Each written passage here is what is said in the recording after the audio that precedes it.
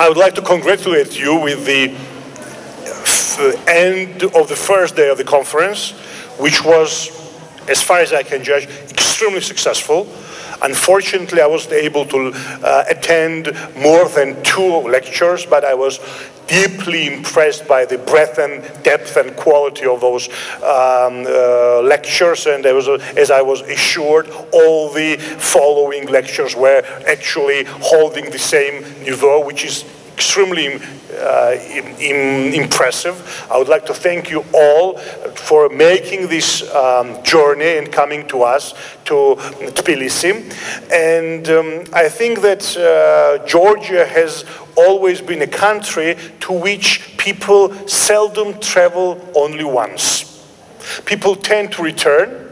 So I hope that you will also return in the coming years, both for academic and perhaps non-academic occasions. Would always be extremely glad to see you at Ilia State University. Thank you once again to all of you, and I'm going to give floor now to Professor Mzaro Doktorishvili.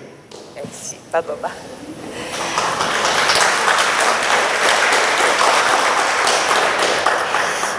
Je passe la parole à M. Alexis Nousselovici de l'Université Aix-Marseille, professeur, notre très grand ami, et l'inspirateur de ce grand événement qui est le colloque sur la mer Noire.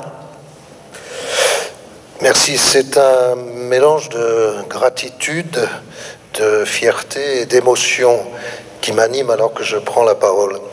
Comme monsieur le recteur vient de le dire, on ne vient jamais une fois en Géorgie, et c'est mon cas. Il y a un an, invité ici même pour un congrès, celui dont les actes ont paru depuis et qui vous sera présenté, le volume vous sera présenté un peu plus tard, je lance une idée. En tant que chercheur en littérature comparée, une notion occupe ma réflexion, celle d'espace littéraire. Et j'en ai développé les aspects dans ma conférence ce matin. Je suis donc ici, il y a un an, et je lance au professeur Mzaro Doktorishvili. La mer Noire me semble un parfait exemple d'espace littéraire, avec son passé, avec ses 6 pays limitrophes, avec sa géographie, avec ses souffrances, avec ses espoirs. Ça serait tout à fait pertinent d'ouvrir un chantier de recherche autour de cette idée. Et elle me répond, commençons par un colloque dans un an dont Tbilissi serait l'hôte. Je lui ai fait confiance et j'ai eu raison, puisque un an après, nous voici que le colloque a été organisé avec une richesse incroyable, une logistique incroyable. Et là, je dois avouer que soit du côté des croyants, on dira c'est un miracle, soit du côté de ceux qui croient un peu moins, on dira c'est une prouesse. Prouesse ou miracle, le résultat est là et il est tout à fait exceptionnel. Je tiens à remercier Mzaro et puis bien sûr tous les membres du comité d'organisation ainsi que les membres du comité scientifique. Plus d'une dizaine, près d'une dizaine de pays sont représentés, 3 journées de colloques avec des sessions parallèles. Ce doit faire à peu près une quarantaine ou une cinquantaine d'interventions autour de cette idée, autour de ce paradigme, autour de ce qui n'est pas encore un champ de recherche. Et ce qui est remarquable, c'est que tous les participants ont accepté de se prêter au jeu. Est-ce que l'espace littéraire est un concept pertinent et est-ce que la mer Noire est un exemple d'application pour ce concept? Le but, c'est donc de tester la valeur méthodologique et conceptuelle de cette notion d'espace littéraire, s'assurer de sa potentialité paradigmatique. L'enjeu est double. Premièrement, un enjeu scientifique. Reprendre à nouveau frais la typologie littéraire qui puise encore aujourd'hui grandement sur les découpages nationaux, comme si la littérature encore aujourd'hui servait les besoins des récits nationaux respectifs, malgré l'intensification des échanges culturels, ce qu'on appelle la globalisation. Second enjeu que je n'hésite pas à qualifier de politique. Et le terme figurait d'ailleurs dans la première version de mon titre. Globalisation, oui, dont la conséquence est la domination sur la scène planétaire de quelques puissances hégémoniques. Le pouvoir n'est pas global. Sous les guises de la globalisation se cache un pouvoir partagé entre quelques puissances hégémoniques. En face, et comme dans une volonté de résistance, l'émergence et la diffusion de discours régionalistes, régionalistes au sens noble du terme. Avant d'être divisé sur le principe des États, le monde se partagerait en régions, définies par une géographie et une histoire communes. Cela n'empêche pas la volonté hégémonique de telle ou telle grande puissance d'exercer sa domination, précisément à l'échelle d'une région.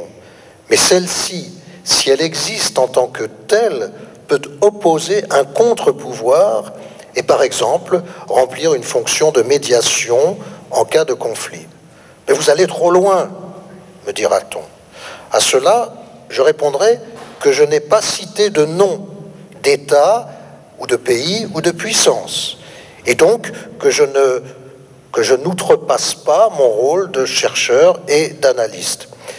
Et deuxièmement, et cela me tient à cœur profondément, aborder la littérature par le prisme géopolitique accorde une dignité que la littérature arborait auparavant, au siècle passé. Lorsque la littérature était suffisamment forte, lorsque la littérature croyait suffisamment en elle-même pour inspirer des mouvements de libération et d'émancipation, en Europe occidentale au XVIIIe siècle ou en Europe orientale au XIXe siècle. Vous comprenez maintenant pourquoi je parlais de gratitude, de fierté, d'émotion. Gratitude car des collègues m'ont fait confiance et ont su monter ce que je n'aurais pu accomplir seul. Merci à eux et merci aux institutions qui ont permis l'organisation de ce colloque, l'université ILIA, l'Agence universitaire de la francophonie, le Centre littéraire et culturel de Berlin. Fierté, réelle fierté, car ce colloque montre que les idées ne sont pas de vaines spéculations, mais qu'elles peuvent s'inscrire dans le devenir du monde et des sociétés. Émotion, enfin, profonde émotion, car je crois sincèrement qu'une manifestation comme celle-ci est en soi la preuve que des femmes et des hommes peuvent encore, autour d'une simple idée, se réunir et se parler. Maintenant, aujourd'hui, mais pas seulement, demain également, et après-demain. En effet, ce colloque, vous le savez, n'est pas autonome. Il symbolise le premier jalon d'une recherche à venir, l'ouverture d'un chantier de recherche consacré à la mer Noire comme espace littéraire, sur la base d'un partenariat scientifique entre les 6 pays limitrophes et d'autres encore qui se reconnaissent dans cette idée. Le principe que j'aimerais vous soumettre est le suivant. Chaque année, un autre pays hôte parmi les 6 pays limitrophes. Faisons le tour des 6 pays et puis après, nous verrons. Et chaque année, un thème différent.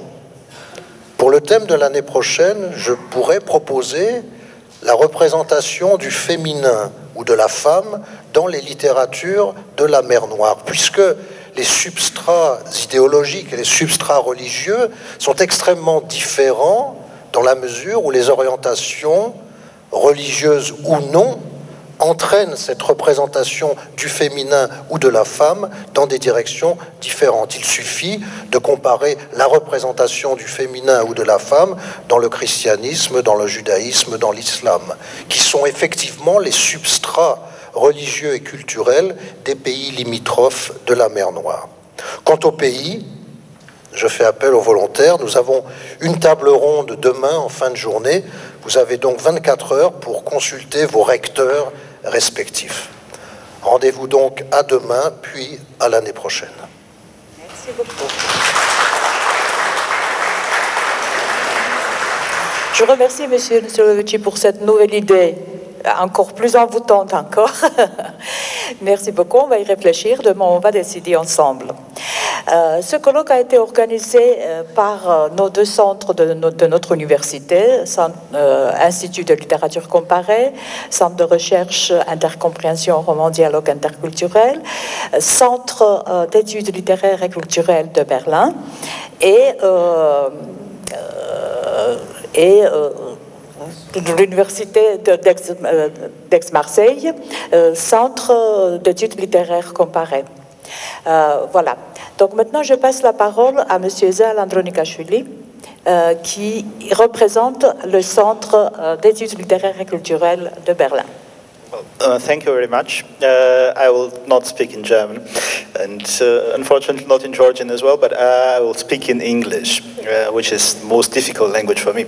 I'm very happy and I'm honored to have co-organized this conference together with Professor Nosolovici, together with Professor Doktorishvili and Professor Belazipuria.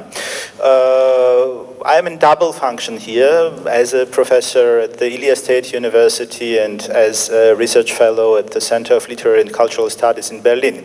And in cooperation with the Ilia State University, the Center for Literary and Cultural Studies conducted several projects which with the topic of the Black Sea, cultural semantics of Black Sea and the Caucasus. And this story started 2008, as Giga Zedania, the rector of Ilia State University, said already in his opening speech of the conference.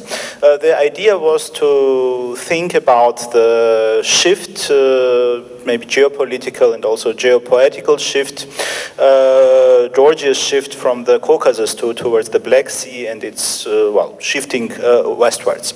And we started to think what is cultural semantics, how can you describe it, and how can you describe such difficult spaces as maritime spaces and Black Sea in particular.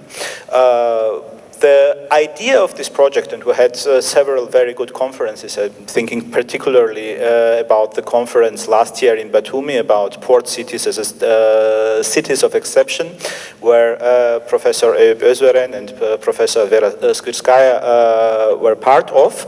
And there we realized that such a topic as a Black Sea cannot be studied with from the point of view of one discipline. So what we basically need is very an interdisciplinary approach from comparative literature, theory of literature, cultural studies, history, maybe also archaeology and even paleontology, to understand this quite difficult region. And we also need a very international approach, and we have here, luckily enough, scholars from Armenia and Bulgaria, Georgia, of course, France, Germany, Greece, Turkey, and lots of other countries. So we need this kind of synergetic work, and there are conferences which sum up several developments and conferences which start something new. And I think our conference this year is a conference which starts new cooperation. So we're already thinking about bigger project, maybe in frames of Horizon 2020, where we will be very glad to cooperate with all of you. So I will keep my talk short, and thank you very much for this first very inspiring day of our conference. Of course, thanks to the Ilia State University, to the rector, Giga Zedania, vice rector, Nina Doborchkinidze, and so I'm looking forward to continuing our cooperation tomorrow and in future. Thank you very much. Thank you. Kababa. Kababa bela gede khobar gotqodit რამდენიმე სიტყვას. მადლობა. ჩვენ საკმაოდ წარმომადგენლობითი დელეგაცია გვყავს ჩვენი მეზობელი თურქეთიდან. Nous avons une délégation assez représentative de Turquie et je passe la parole à monsieur Parna Bekadjilashvili qui va nous saluer en géorgien, il me semble. Okay,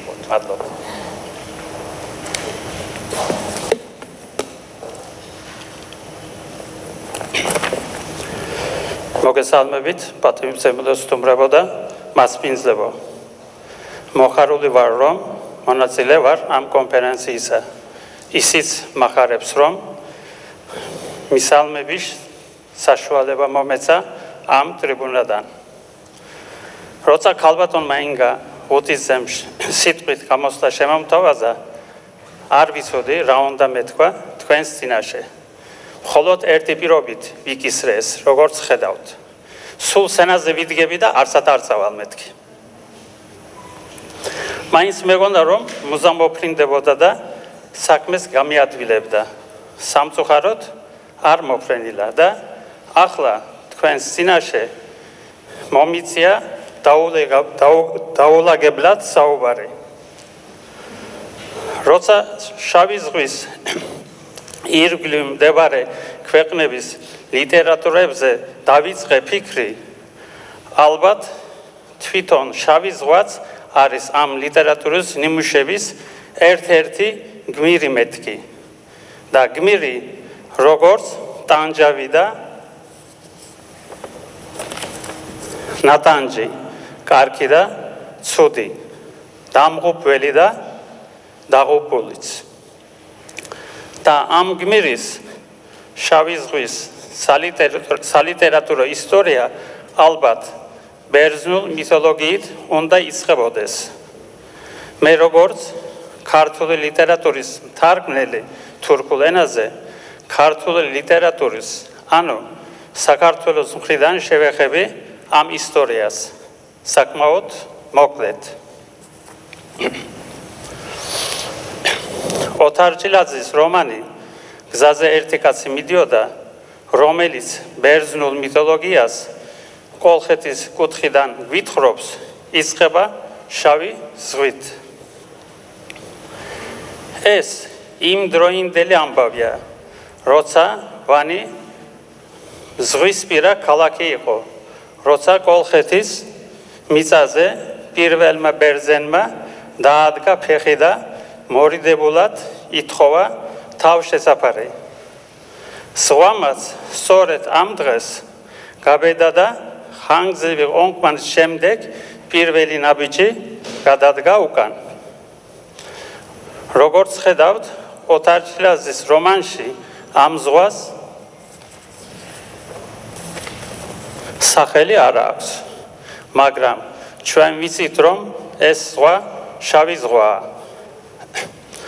ამ ზღვამ, ამ პირველი ნაბიჯით თვითონ დაიტანჯა და მერე ამ ტანჯვის გამო დატანჯა თითქმის ყველა გმირი ამ რომანისა.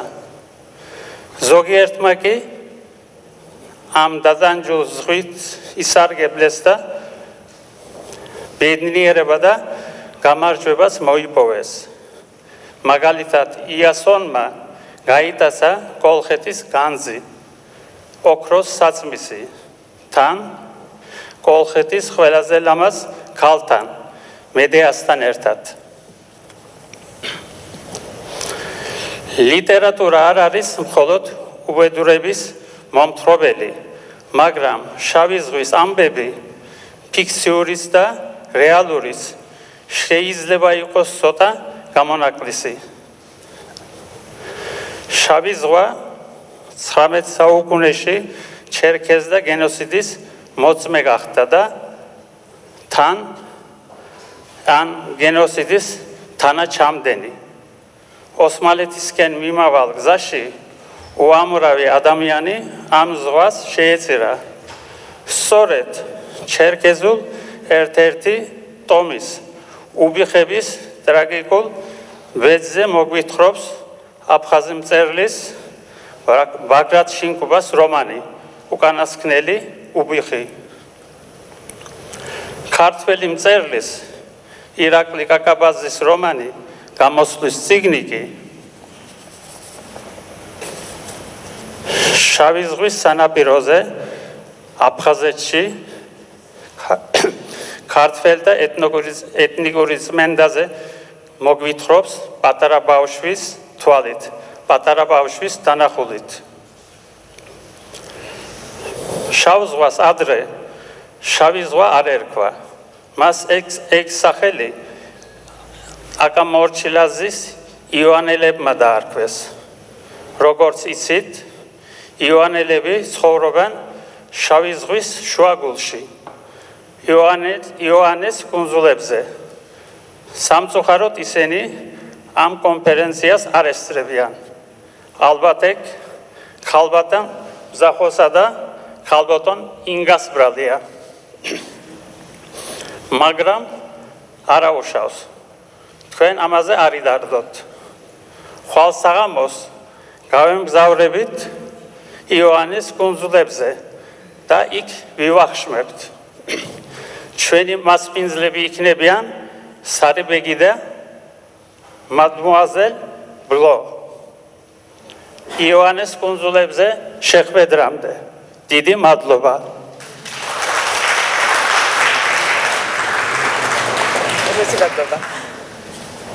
მადლობა ბატონო ძალიან საინტერესო ექსკურსისთვის. მე დიდხანს არ შევაჩერებ თქვენს ყურადღებას. თქვენს წინაშეა ახალი ნომერი ჩვენი კრებულის, რომლის სახელწოდება გახლავთ Études interdisciplinaires en sciences humaines, interdisciplinური კვლევების ჰუმანიტარულ მეცნიერებებში. Donc c'est un recueil des actes des colloques que nous organisons chaque année et le numéro que nous allons présenter c'est le numéro 5. Où sont publiés les actes du colloque de l'année dernière, dont le sujet était 21 défis du 21e siècle en sciences humaines et sociales. Alors, je me suis dit qu'il fallait absolument vous présenter ce recueil parce que donc c'est au colloque de l'année dernière que l'idée d'organiser ce colloque cette année est née. Donc, l'année dernière, on avait une centaine de participants, mais nous avons publié 48 textes. C'est comme ça que le volume que vous voyez est assez costaud. Ça fait 742 pages. On se demandait si on allait le publier en un seul volume ou en deux. Bon, la plupart des textes sont publiés en français. Il y a certains textes, il y a 2 textes en roumain. Nous avons 4 textes en anglais et en géorgien aussi. Et le reste, donc, c'est en français. À partir du 3e numéro, le recueil est plurilingue. On a commencé par les 4 langues romanes, pardon. Donc, cette année, dans le 5e numéro, nous avons aussi des articles en géorgien. Voilà. Donc, le recueil est publié par la maison d'édition de notre université. Je remercie une fois de plus l'administration de notre université qui accepte chaque année de publier ce recueil, d'envoyer les recueils aux auteurs qui reçoivent gratuitement leur exemplaire et qui est distribué aussi dans des bibliothèques en Géorgie bien sûr et dans les pays des auteurs des articles. Voilà. Donc si il y a les participants de ce colloque qui s'intéressent au volume, je peux diffuser l'adresse électronique. Les 5 numéros sont en version électronique aussi et en support papier. Je pense que les actes de ce colloque vont être publiés aussi dans un an et demi, quelque chose comme ça. Et on va décider demain, pendant la table ronde, on va décider qui va publier donc les actes de ce colloque. Merci pour votre attention. Et maintenant, une petite surprise, parce qu'il y a encore quelqu'un qui voudrait vous saluer.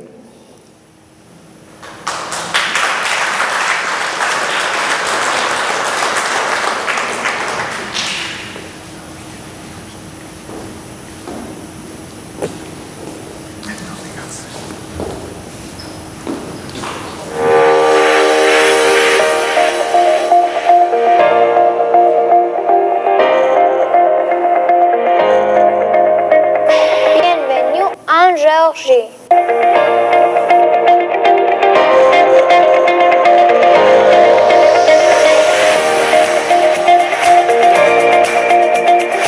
Benvenuto in Georgia.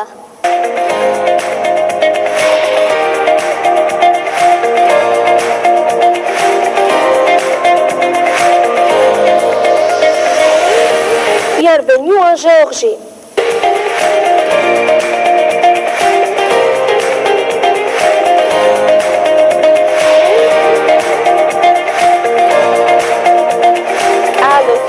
στη Γεωργία.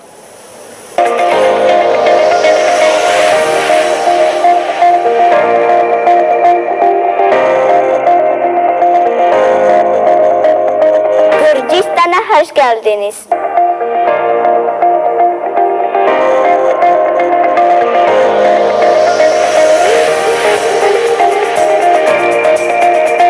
Bine ați venit în Georgia.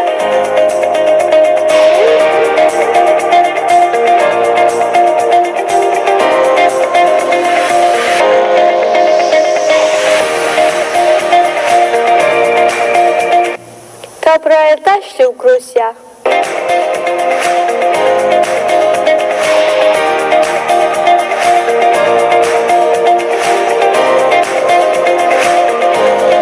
Ласкаво просимо до Грузії.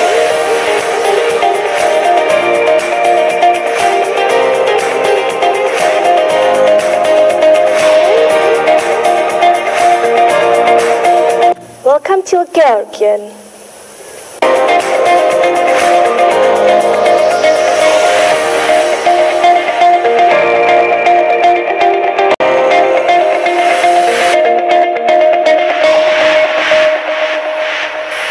Herzlich willkommen in Georgia.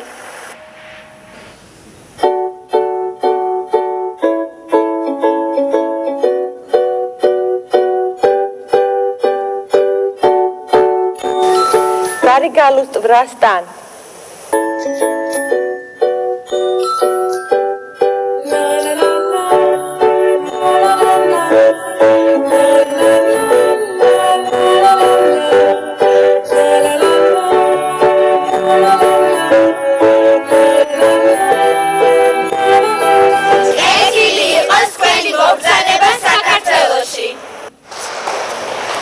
Jacques Prévert. En sortant de l'école. En sortant de l'école, nous avons rencontré un grand chemin de fer qui nous a emmenés tout autour de la terre dans un wagon doré. Tout autour de la terre, nous avons rencontré la mer qui se promenait avec tous ses coquillages, ses ailes parfumées et puis ses beaux naufrages et ses saumons fumés. Au-dessus de la mer, nous avons rencontré la lune et les étoiles, sur un bateau à voile partant pour le Japon. Et les trois mousquetaires des 5 doigts de la main tournant la manivelle d'un petit sous-marin plongeant au fond des mers pour chercher des oursins. Revenant sur la terre, nous avons rencontré sur la voie de chemin de fer une maison qui fuyait. Fuyait tout autour de la terre, fuyait tout autour de la mer, fuyait devant l'hiver qui voulait l'attraper. Mais sur notre chemin de fer, on s'est mis à rouler derrière l'hiver et on l'a écrasé et la maison s'est arrêtée et le printemps nous a salués. C'était lui le garde-barrière et il nous a bien remerciés. Et toutes les fleurs de toute la terre soudain se sont mises à pousser. Pousser à tort et à travers sur la voie du chemin de fer qui ne voulait plus avancer de peur de les abîmer. Alors, on est revenu à pied tout autour de la terre, à pied tout autour de la mer, tout autour du soleil, de la lune et des étoiles, à pied, à cheval, en voiture et en bateau à voile.